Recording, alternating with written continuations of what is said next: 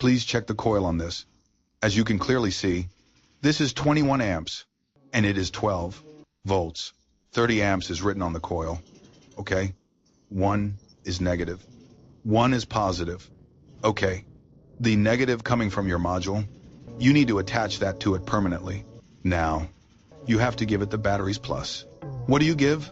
You give it the battery's plus. You need to take the positive wire from the battery and connect it here.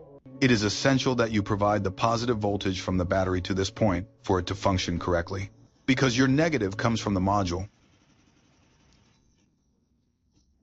This is the direct plus from the battery, okay? When you command from the back, the relay turns on. Then, give a plus to the starter. So attach this wire here with the plus 2.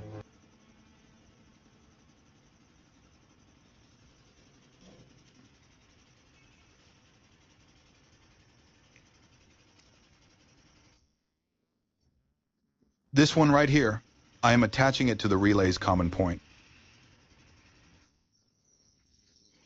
This is the one you have to give to the starter.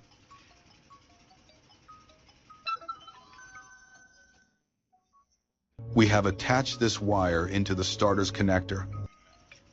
Yes, sir. Go turn it on.